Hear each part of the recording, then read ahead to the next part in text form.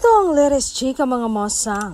Aktor na ba aming hindi na single si Bel Mariano? Tinanong kasi si Donnie Pangilinan ng isang grupo ng kalalakihan ng mga gwapong aktor ang kanyang ka-love team kung single ba si Bel.